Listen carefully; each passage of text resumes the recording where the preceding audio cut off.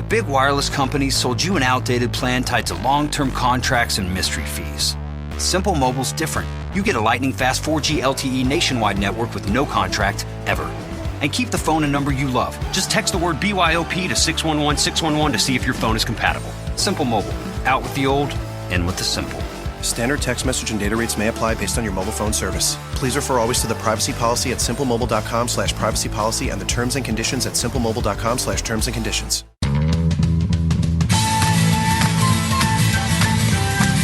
Welcome to the Tech Cat Show with host Lori H. Schwartz. Each week we hear from established leaders in the technology and consumer industry. Finding out the scoop should never be this much fun.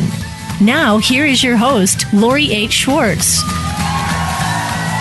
Hi, everybody, and welcome back to the Tech Cat Show. And I'm calling this actually my first official show of 2019, since the last show was really focused on the Consumer Electronics Show. And so I'm so excited to be able to interview somebody who's sort of sitting at the center of the swirl of technology trends right now. And so we have the pleasure today of talking to a true cross-platform content creator, and that is Noam Dromi. Let's have a big Tech Cat welcome for Noam. Woohoo! Noam, I'm sure you didn't realize there was a studio audience, but I love it. Hey, Laura. They're very, very active. So Noam is a colleague of mine on the Television Academy's executive committee for interactive media, and I've just learned all about some of the great things that he's doing. He's president at Legion of Creatives, which is a really cool creative incubator and digital studio that works with, or at least targets, cord-cutting millennials and underserved audiences. Noam has written all sorts of feature films and created all sorts of content, has won an Emmy for a VR project. Just really, you have your hands on a lot of really interesting things. So I'd love to hear from you, how you got to where you are. Tell us a little bit about your background. Sure. First of all, so great to be on the show with you, and excited to talk a little bit about some of the things that I am particularly excited by. It's one of those funny stories, and I'll sort of quickly highlight it. I'm originally from Israel, and when my family came out here, it's not like we knew anyone in the media or entertainment space, but from a very early age, it's something that I particularly took a liking to, really to the extent that during high school, I would actually ditch classes to go sneak onto movie sets and work there, and managed to get away with that at a time when no one really thought to verify that with my parents. But got myself into a little bit of trouble when I did get caught, but certainly was just really focused on, the exciting world of how stories could get translated into mass mediums. And, over the course of my professional and creative career, I've been a playwright, I've worked in television, I've worked in feature films, and then really in the late 90s, early 2000s, under the tutelage and guidance of Peter Guber, who had been the chairman and CEO of Sony Pictures and then started his own company called Mandalay, started at 22 as the director of digital media for his company, where I stayed for 5 years until I was the senior vice president there. And it was so incredible to have the mentorship of someone who really was focused on how storytelling would continue to evolve. So whether it's the, Marshall McLuhan quote that I'm going to bastardize, it's not the medium, it's the message. But the reality of it is DNA is, storytelling's in our DNA. Cave paintings are storytelling. Shamans around the campfire are storytelling. And I really have tried to focus my career on understanding these new modalities and these new platforms and how are they going to be relevant. That has included, obviously, the big shiny buzzwords like transmedia, VR, AR, things of that nature. But I'm also just really focused, and this is in my work now also as a professor in the graduate film program at Loyola Marymount University in Playa Vista. What are the new ways and new experiences that consumers are going to look for, that storytellers should develop for, and have really tried to make that a focus of the work that I do at this point? God, there's so much to talk about just in what you said. And of course, the other day when Noam and I were in a meeting, we discovered that we're both teaching at LMU, which is hysterical. but that's a whole nother conversation. And also your work with Peter Guber is so interesting. So how do you, when a project comes to you, how do you guys determine what you're going to do with it? You know, are your clients coming to you and saying, we want a VR project, we want a broadband project, we want a game, we want this? Like, how does it sort through? Sure. No, it's a great question, and I'll answer that in this respect. The starting point with stories, as I was saying before with that quote, is that stories are platform agnostic. Whether you're out with a friend and telling someone a great story, or you're seeking it out on television or on a streaming platform, or going to a location-based experience, you just want something that you can really be taken in by and be immersed in, whatever that means. So the entry point is always, well, what really is the best way to tell this story? Now, to answer your question specifically, it goes without saying that, yes, every time there's some cool new buzz thing, someone will come, we want a VR thing.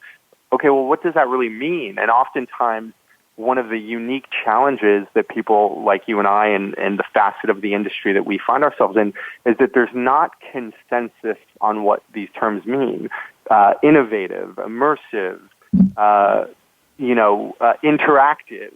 And what we're ultimately really trying to do is just get down to the brass tacks, which is what are the really exciting and innovative ways to tell stories. Now, I've been in the VR space for a while as a content creator and a producer, less so on the technical side. But we've done auxiliary content, sort of added value content for existing intellectual property. We've created standalone experiences as well. But it really is always coming down to, these unique mediums and formats. What's going to be the best way to reach the biggest audience that's going to have the greatest impact? And that is evolving constantly. I think that some people are really starting to determine, the factors that matter in any kind of creative endeavor, which is what's your budget, what's your reach, and really how is the most impactful way to reach this message. When it comes to VR, we've often heard, those of us who work in and around this business, the notion of VR being an empathy generator, that there's no other mass medium that can literally emulate the experience of walking in someone else's shoes. So things that are meant to be particularly impactful, that maybe have a pro-social kind of message to them, helping people understand at a very caustic time in our political and social dialogue, well, what if you could see that perspective through someone else's eyes? So that's really cool for that. But then, young people are on their phones literally every waking moment of every day. So then the question becomes, what are cool experiences there? And you and I on one of our TV Academy things have really been talking about chat fiction. Like, Lori, believe it or not, 1.8 billion text messages are sent every single day. Totally believe it. I think I send most of them. It's a platform and a framework that people are so accustomed to, but no one has used it as a proscenium to design narrative around. Of course, now they have. And some of the most exciting content that I'm seeing is in what is referred to as the chat fiction space, both as an analog, not an analog, more of a passive experience, and others that are gamified, so that literally entire mobile games are built around, you're now in possession of a character's phone, and you've got to uncover a mystery and interact with it in a way. These are just cool times, and our clients trust that we are going to expose them to accessible mediums, to new mediums, and to innovative and unique ways to tell their story. Well, how are you guys as a company keeping up with all of this? Are you each charged with just paying attention? Do you have someone who is on the lookout? Is there a operationalized process for you to determine what is a new tech and trend? Sure. So my honest answer is going to be that in some respects it's creative chaos. So, I am a lifelong learner and really try to stay abreast of all the trends myself. Honestly, and I'm sure you can relate since we're fellow professors, one of the greatest benefits of teaching is just understanding what, young people, that millennial and Gen Z cohort, are focused on and spending their time doing. And then certainly, we employ people within the organization who obviously make it their responsibility to really be our trend forecasters and keep us abreast of some of the things that are going on. But I think, look, in general, for those of us who sort of are a little, our version of inside baseball, we see the trends. We see what's going on in AR, VR, MR, XR, whatever your acronym jargon of choice is. We see what's happening in esports. We see what's happening in all of these spaces that are going to become fundamental opportunities for storytellers and content creators. Games, it was always the joke. The movie business is obviously an exciting and can be a profitable business, but it's a fraction of what the video game industry is doing, and that's storytelling also.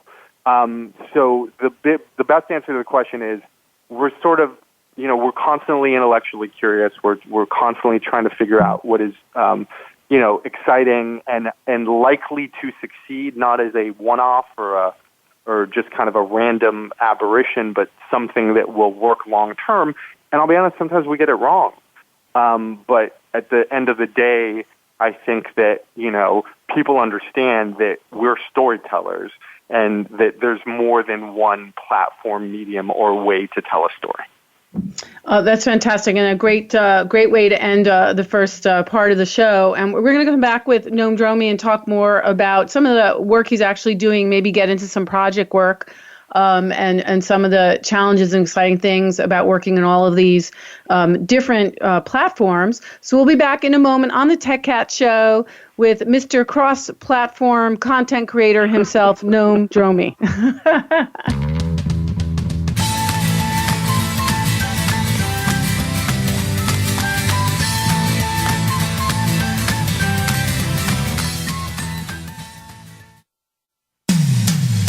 When it comes to business, you'll find the experts here. Voice America Business Network. The key point of contact between consumers and brands is technology. StoryTech, a boutique agency, empowers you to use that tech to deliver your message, engage your customers, and raise the bottom line. How do you track and exploit the trends? How do you stay ahead of industry disruption? And how do you maximize profit from content? From strategy to execution, the answer is StoryTech.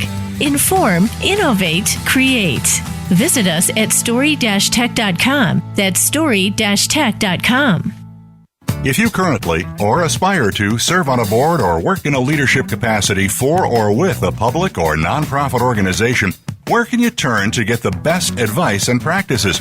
How about Leadership Matters with Dr. Cheryl White, Linda Shube, Gerald McFadden, Andre Howard, Tom Wall, and Rihanna Absar? Our program discusses challenges facing both public and nonprofit leaders. Don't miss these practical solutions and tips to enhance your leadership style and effectiveness. Leadership Matters airs live Wednesdays at 2 p.m. Pacific, 5 p.m. Eastern on the Voice America Business Channel. Follow us on Twitter at VoiceAmericaTRN. Get the lowdown on guests, new shows, and your favorites. That's VoiceAmericaTRN. From the boardroom to you, Voice America Business Network.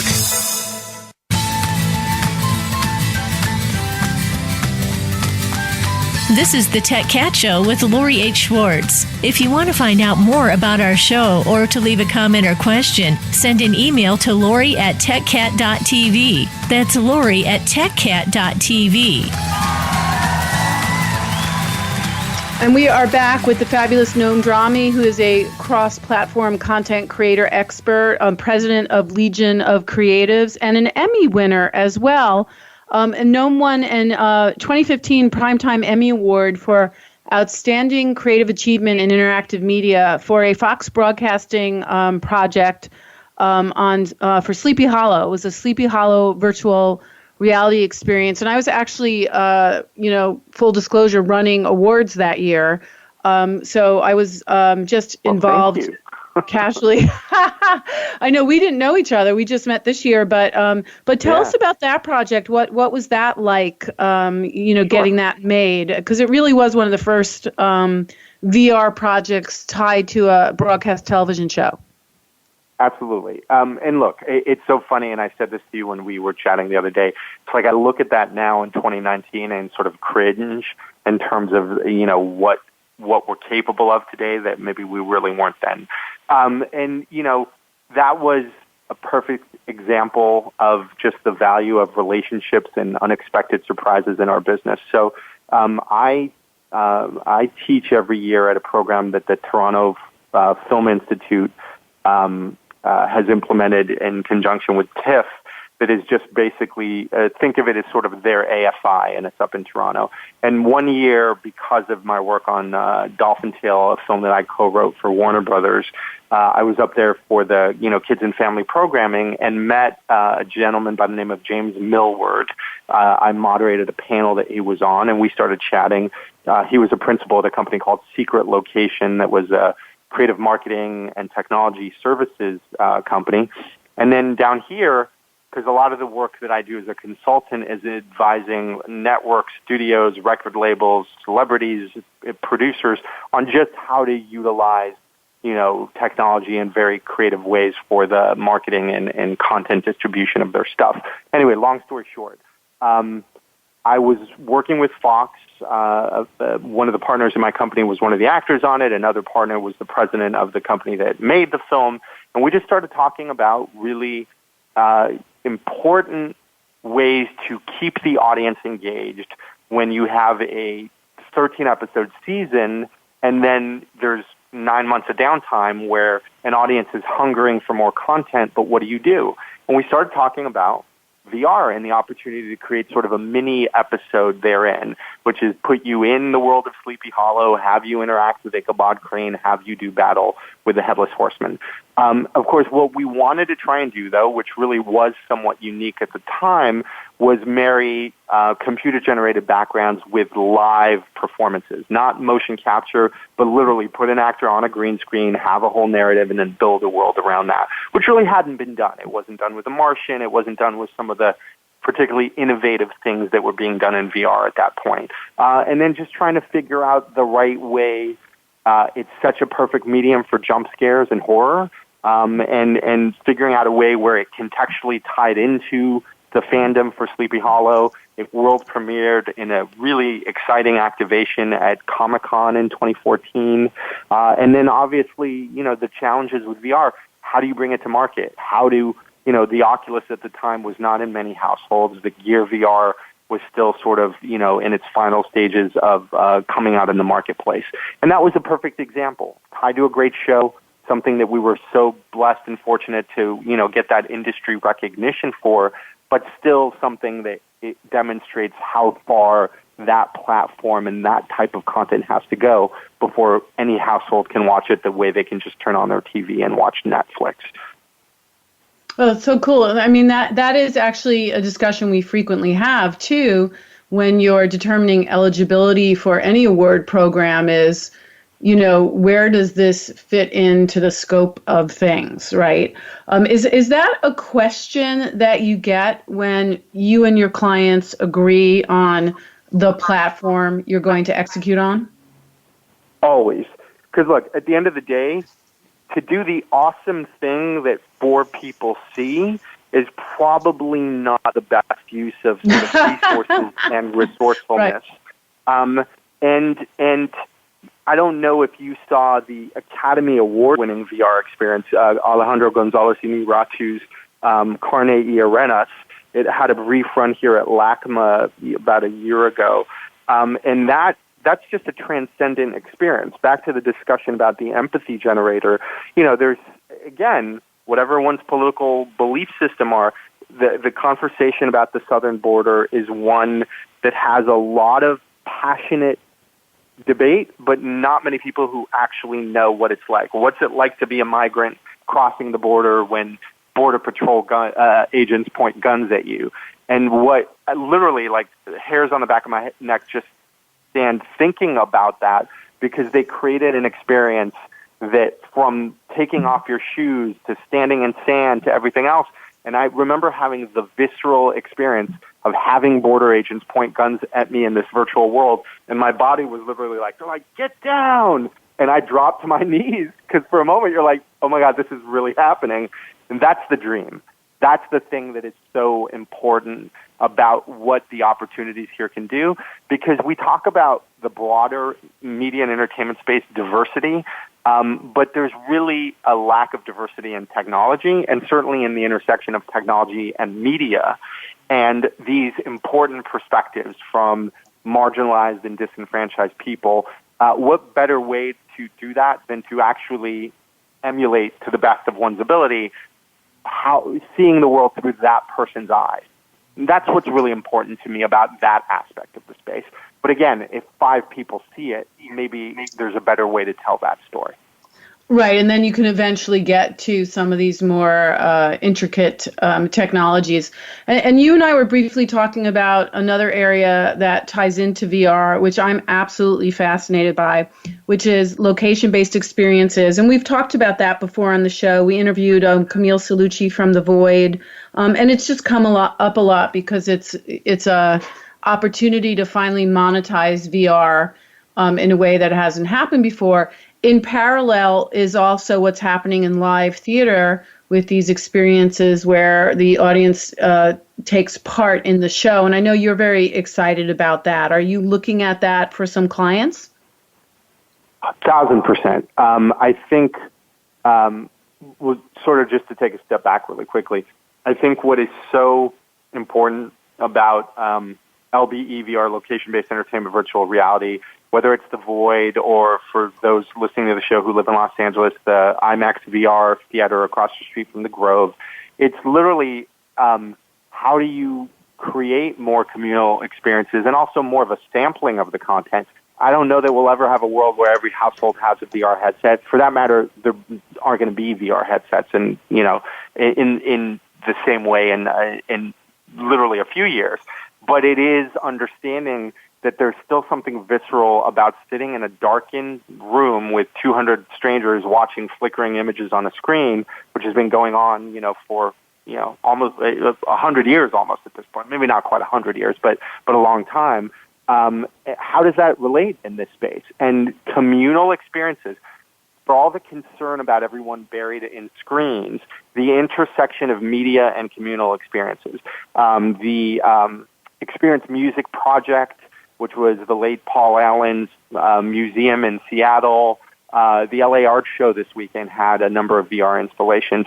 It's how you coalesce and bring all those together. And live theater is just such an exciting experience because it's almost as if the experience is tailored to you as an individual. If you and I both went to a certain show, what your experience would be different than what mine would be. There's a filmmaker, digital storyteller by the name of Lance Wheeler, who teaches at Columbia University School of Art. We've had Lance on the show. I like Lance. Yeah, Lance to me, I met Lance at a Writers Guild event, and Lance is like a god in this space. He has created the kinds of experiences that literally bridge this divide. It's almost like, we always joke historically about the Blair Witch Project. So many people to this day I still meet who think that's a real story. And what Lance is doing and kind of marrying the intersection of the two, like if you were to say to me, who's someone you look up to and want to emulate, it would be him. I'm just blown away by the work that he does. Yeah, he's a really, really interesting person. And to your point, I would say the biggest challenge with someone like Lance or anyone like you too, is when a client hears what you're saying, they think it's very creative and very artistic, but they don't know how to land it. And I've been in meetings with him, and that's what happens. Go ahead. Lori, and that's why I stress, I at least make a point of coming to this not only as someone really focused on digital innovation, but I have written a movie that made $100 million at the box office. I won the VR Emmy, but also my team and I were nominated for an Emmy for just the short-form Walking Dead digital spin-off series this year. We develop traditional film and television as well.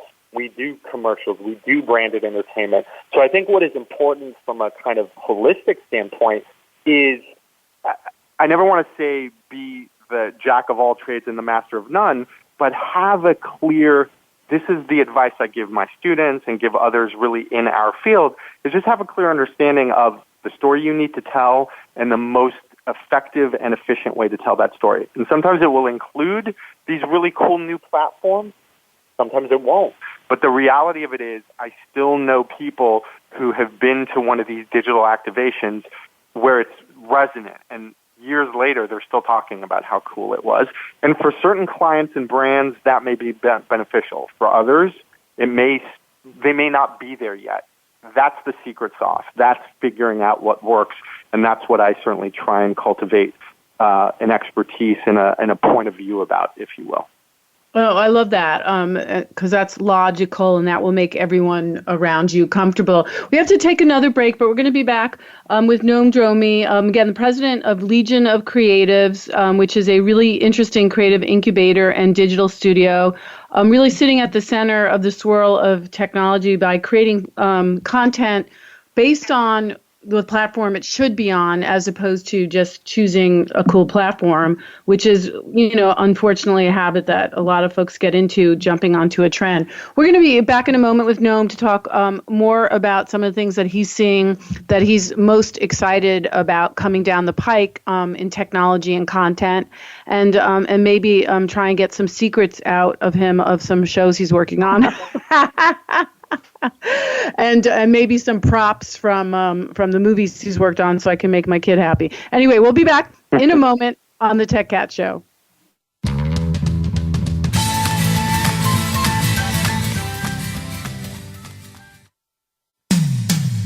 When it comes to business, you'll find the experts here. Voice America Business Network. The key point of contact between consumers and brands is technology. StoryTech, a boutique agency, empowers you to use that tech to deliver your message, engage your customers, and raise the bottom line. How do you track and exploit the trends? How do you stay ahead of industry disruption? And how do you maximize profit from content? From strategy to execution, the answer is StoryTech. Inform, innovate, create. Visit us at story-tech.com. That's story-tech.com.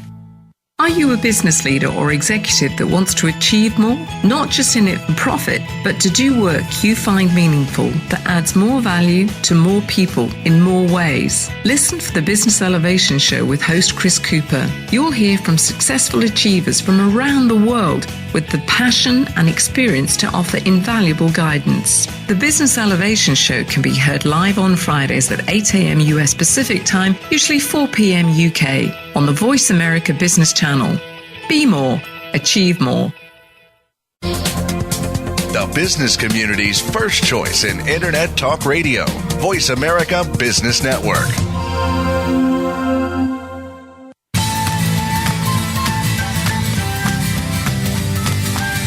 This is the Tech Cat Show with Lori H. Schwartz. If you want to find out more about our show or to leave a comment or question, send an email to lori@techcat.tv. That's lori@techcat.tv. Hi, everybody, and we're back with Noam Dromi, a working cross-platform content creator, Emmy Award-winning, and working on some really well-known Hollywood IP. So we've been talking about VR and fiction chatting and, just gaming and some other things. But what are some other trends that you're really excited about or that are keeping you up at night? Sure. Well, look, I think one of the things we all deal with, like you said, it's great to be working from a creative services standpoint, and the point that you had even made earlier about this cool location-based stuff, that's all still reliant upon legacy IP. The new stuff that no one's ever heard of, it's hard to get anyone to watch a show or see a movie, and it's near impossible to say, hey, come and have this cool VR experience, and it's not Spider-Man, and it's not the Avengers, and it's not whatever else. So what's keeping me up at night continues to be monetization and access in a way, which is, for all the talk about cord cutters, the truth of the matter is with all of these new subscriptions, people are starting to spend just as much as they would have historically on a cable bill. But how do we curate new stuff? Algorithms seem to really be governing the day. and what are the opportunities for new voices and new storytellers. And I think that's important. The whole model behind what we do is that because we have the privilege that we have had in this business, it's really about lifting up the voices of those who just don't have that same access and the same seat at the table. Every great thing that has happened to me has been because of the mentorship of people like Peter Gruber and people like Jerry Bruckheimer, and other people that I've been able to work with over my career. And mind you, I don't have even a fraction of the fame or recognition that those gentlemen do, but I at least want to be able to do my part and give back. And part of that also, just as a transition, is why I am the co-founder of a blockchain initiative. And without spending too much time, because I know we don't really have time, the idea behind what Bitcoin did for currency and digital currency has broader applications in other areas, and especially in content, and especially in the idea that for anyone who's created content that a major media entity has released, they don't always know, they don't know if the accounting that they're getting about who consumed it and what you're entitled to per your deal is really accurate. So the idea of independent artists, be they in the music space, in the film or television space, in the publishing space, being able to understand when an individual accesses their content and be able that one-to-one monetization of it, I think that's really important. My team and I have launched a kind of research and development undertaking that we hope will succeed called Weird World. And Weird World's mission is very simple, that, we want to build a digital future that is focused on inclusion and representation. We want to create a digital currency that really allows artists to create a marketplace where they can sell their goods and services in a meaningful way and do so for social benefit. It all sounds incredibly altruistic and mealy-mouthed, but at the end of the day, it really is the belief that if we can develop software solutions that put control back in artists' hands and that can allow independent distribution of content experiences, that's a exciting undertaking. So Weird World, and it's something we're going to launch probably Q3, Q4 of this year. And I'm incredibly just excited about that, as well as other films and television shows that I'm working on. One in particular that stands out, if I'll share very briefly, the actor and comedian Sacha Baron Cohen, who people know as Borat and Ali G and everything else, also has a master's degree from, I always forget, it's either Cambridge or Oxford. In his thesis paper, he wrote on the historic relationship between Jews and African Americans during the Civil Rights Movement. And I was blown away when I read it. I'm sorry? I said right there. That's actually pretty famous what happened in, I think it was the late 50s, Brown versus Education. And exactly. So I even went back further to the end of, to the start of the Second World War. A lot of people know about the fact that Einstein, it was beautifully represented in the Nat Geo Imagine Entertainment series Genius, escaped Nazi Germany and came and taught at an Ivy League university. But most Jewish academics who were expelled from their universities at the end of the Weimar Republic and during the rise of Hitler didn't have that opportunity, and they just wanted to find jobs. A lot of them did at HBCUs, historically black colleges and universities.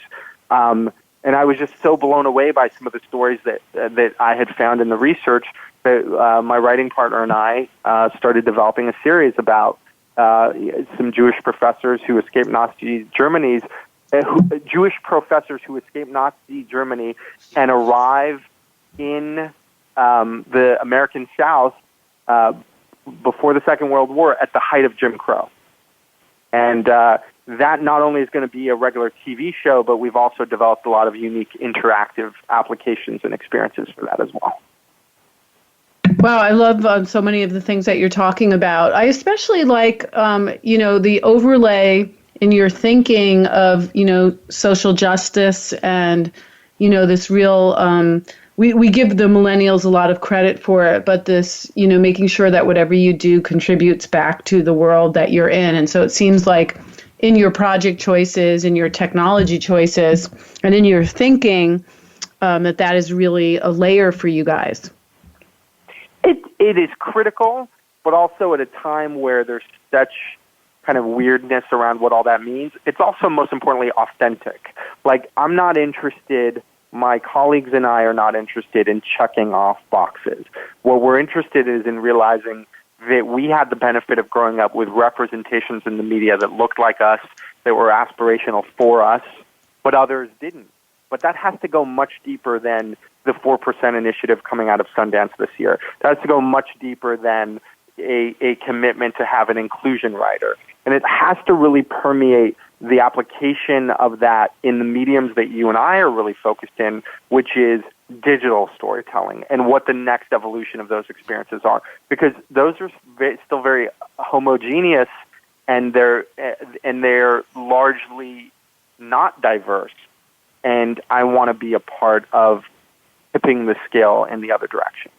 Well, that's so great. Now, in order for you to have the role in the world that you have, you do have to keep up with all of this stuff. So personally, are you on Twitter all the time? Are you going to trade shows all the time? Like, how do you manage all of this madness? Sure. So yes, I'm absolutely on Twitter. And Twitter, by following certain people, you can really curate a news feed for yourself in a way, and that's really important. I also try and find the types of newsletters that are really about convergence media and the way, and those can run the gamut from Shelley Palmer's newsletter, which I'm a big fan of, to the stuff that's going on with TechCrunch, to any measure of them, and I'm happy to provide you with a list and look at that. Also, it's so funny. I think as you get older, you think about the fact that a lot of most young people I know are not on Facebook at all, but they do have Instagram as kind of their dominant social platform. And I never really appreciated the value of LinkedIn, not only as a professional kind of tool to connect people, but also now that they've really expanded kind of the content platform and content aggregation opportunities, the people who I'm following in some respects or connected to there, it's just because they're just incredibly innovative thinkers, and I'm just a sponge, I haven't read strictly for pleasure in a long time, but I say that, but of course all the professional stuff I read is pleasurable because there's always something new to learn. A lot of Medium blogs, a lot of stuff like that. I know people like us kind of enjoy geeking out, so reading the trades is actually kind of pleasurable. And I'm reading a book that I learned about from like an NPR interview from another Israeli. I think it's like 20th century. Oh my God, I can't remember his name right now. I'll have to remind you about it. But it's all about everything happening, and it's very dystopian by accident. So do you find that a lot of people are afraid of what's coming? Yeah, and don't understand it. There's a lot of people who, because the monetization isn't clear and the fact that it is going to disrupt traditional businesses, the economics of it are different. People are very scared, but I'm trying to, literally do my version of Don Quixote and just tint and windmills because, no cool thing happened because someone wanted to be normal. Someone when others act. That's what I love about Elon Musk. I mean, he's a nut, but, the level of creative innovation and ideation, as long as you can keep some humility and maybe keep your ego in check, I mean, that's how great things happened. And to me, the kinds of things that I'm reading are also about the mistakes of the past and what we can inform. So there's a book I read by Antonio Garcia Martinez called Chaos Monkeys, Obscene Fortune and Random Failure in Silicon Valley, which I thought was just very illustrative of like what's going on, what are the opportunities, what are the exciting modalities that we can look at that really represent what the future will be. There's a sort of a creative visionary who's become a very dear friend by the name of John Booker, Bucher, and he's written kind of the definitive academic tome on VR storytelling as well. And I'm just, I'm a groupie for smart, interesting people. Next week will mark the 10-year anniversary to the start of a podcast that I co-hosted that is no longer around, but called Conversations with the World's Most Interesting People. And I literally just sought out people, whether it was I don't remember being invited to that, by the way. I know, we didn't know each other, so clearly I missed the mark there. But over 100 episodes, we interviewed everyone from the vice president of the African nation of Liberia to, some of the most innovative people working in, for example, in how to improve crop yield for sustainability in the third world, to the guy who was the air traffic controller at LAX when 9/11 happened, and how he dealt with the chaos of that. So those were the kinds of things that I just was like, nothing gets me more excited than smart, passionate people who know their field backwards and forwards, and that I have no knowledge of per se, and can speak about it passionately and eloquently. And I love that. I hope to at least provide that to some people in terms of the passion that I bring to what I do as well. Well, we're going to take another break in a moment, but all the things that you're doing are so interesting, and the way that you integrate them to me is what's really interesting. The fact that you're sitting on top of all of this stuff and thinking about it. I love it.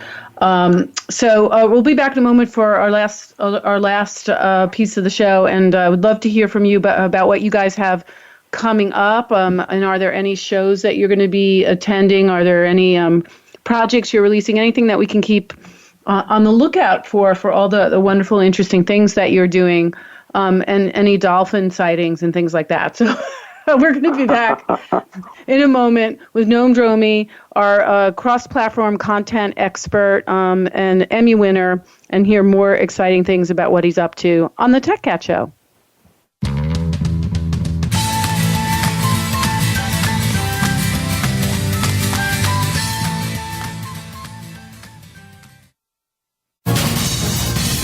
Voice America Business Network, the bottom line in business. The key point of contact between consumers and brands is technology. StoryTech, a boutique agency, empowers you to use that tech to deliver your message, engage your customers, and raise the bottom line. How do you track and exploit the trends? How do you stay ahead of industry disruption? And how do you maximize profit from content? From strategy to execution, the answer is StoryTech. Inform, innovate, create. Visit us at story-tech.com. That's story-tech.com. When it comes to business, you'll find the experts here. Voice America Business Network.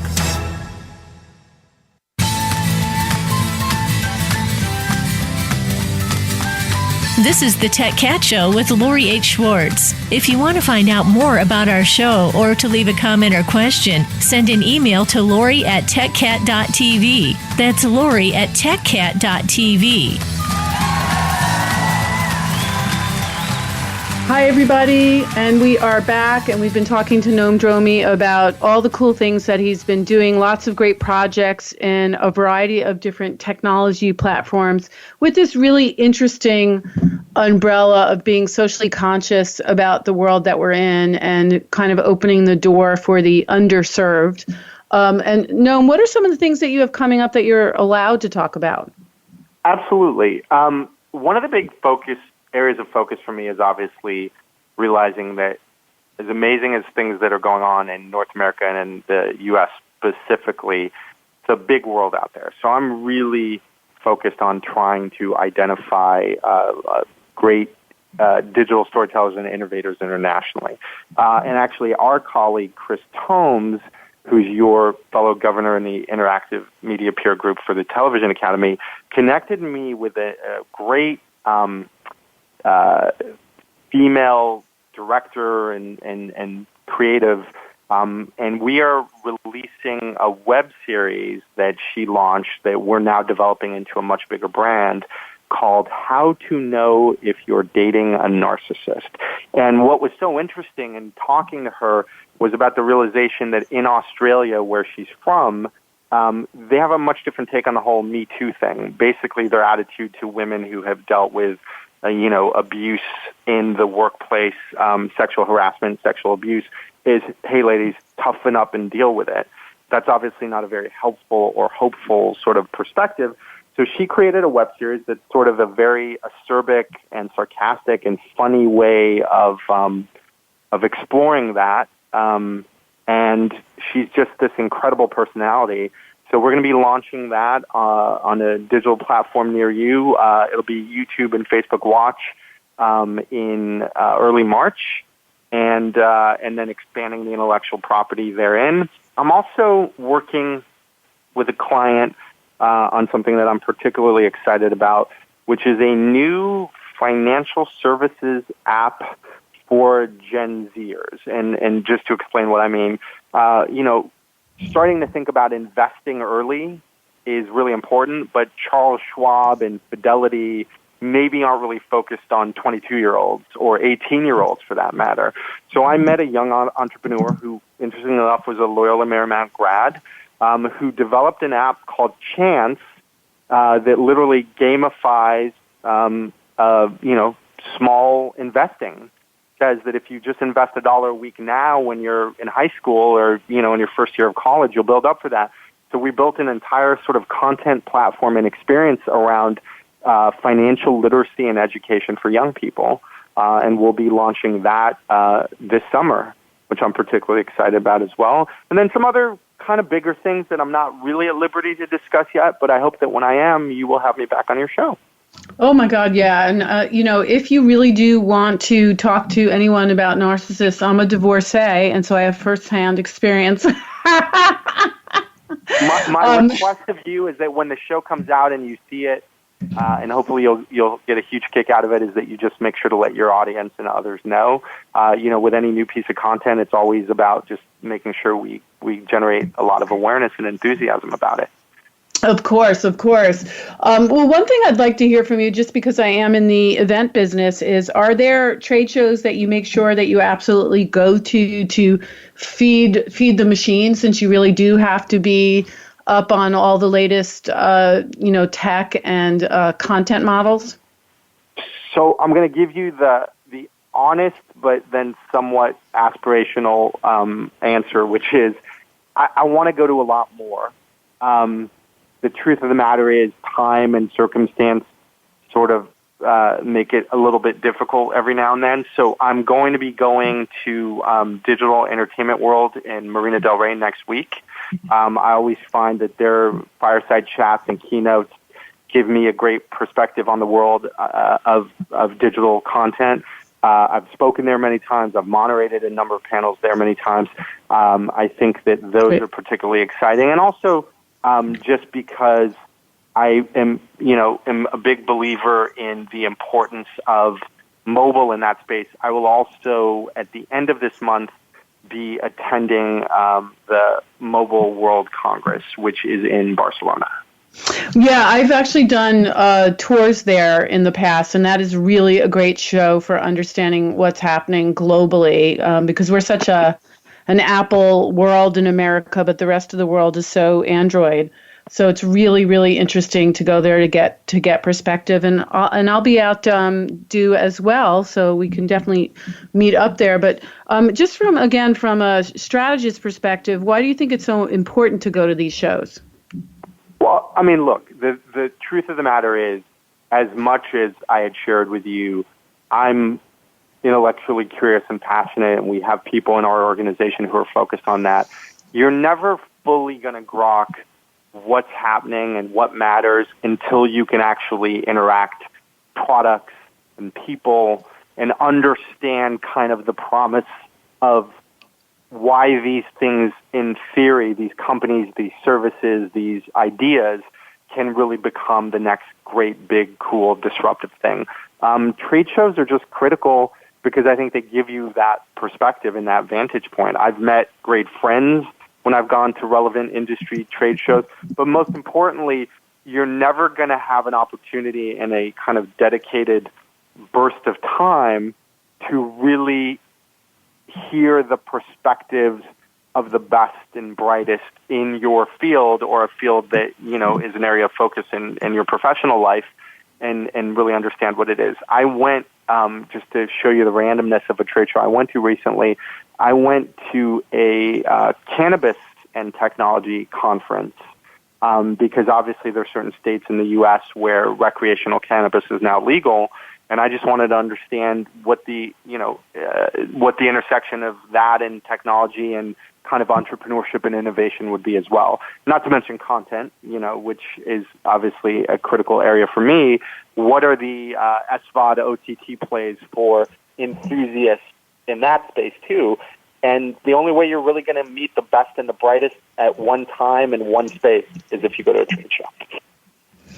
That's good feedback too, and helpful to some of us who make a living at them. And just last thing, like what is keeping you up at night? Is there any, solution out there or tech or anything that worries you a little bit, that you are nervous about because of maybe it could go wrong? That's a great question and sort of a tough one to answer. As I said when we spoke in your earlier segment, more broadly, just understanding the business that maybe existed when you and I first started, the opportunity of real financial success if you followed a certain path, that's largely not the case anymore. So, the 2007 Writers Guild strike, in some respects, because I'm also a member of the WGA, was really about fighting the cause of creatives ensuring that they actually had a role and a ability to earn a living in this space. And that continues to concern me, that I think it's great that there's a democratization of the process, that there's accessibility in a way that there had never been before. But I'm also concerned that as we get more fragmented, a lot of the smaller businesses don't exist anymore. And they're now about, the vertical integration of these smaller digital plays. I just want to make sure that means that, those on the sidelines still get an opportunity to play in the game. Oh, I like that. That's a good way to think about it, because I have to talk to so many people who have such fear about what's coming and are worried that they won't be able to keep up.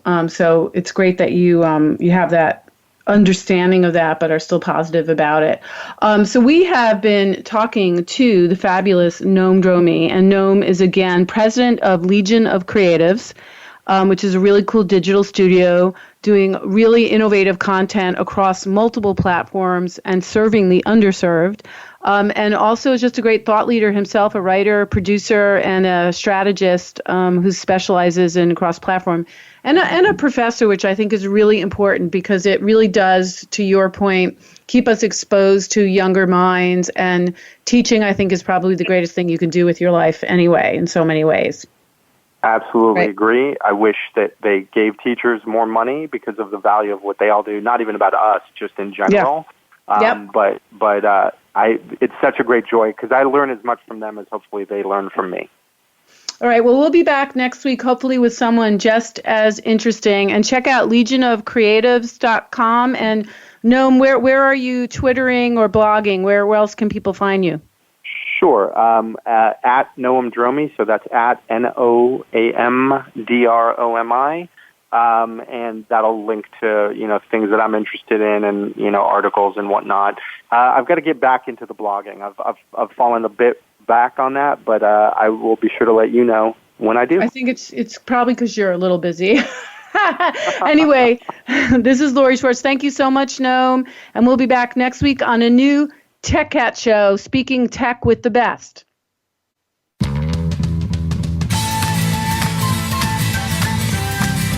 Thanks so much for listening to the Tech Cat Show. Please join Lori H. Schwartz again for another great program next Wednesday at 4 p.m. Eastern Time, 1 p.m. Pacific Time on the Voice America Business Channel and syndicated to the Voice America Women's Channel.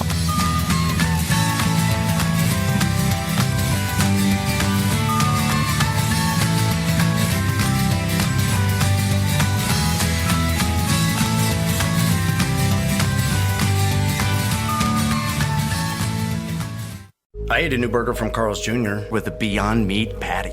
It was juicy, charbroiled, but with a patty made from plants. How's that even possible? Wow. Powerful. The Beyond Famous Star with Cheese. Only at Carl's Jr. Available for a limited time at participating restaurants. The big wireless companies sold you an outdated plan tied to long-term contracts and mystery fees. Simple Mobile's different. You get a lightning-fast 4G LTE nationwide network with no contract, ever. And keep the phone and number you love. Just text the word BYOP to 611-611 to see if your phone is compatible. Simple Mobile. Out with the old, in with the simple. Standard text message and data rates may apply based on your mobile phone service. Please refer always to the privacy policy at simplemobile.com/privacy policy and the terms and conditions at simplemobile.com/terms and conditions.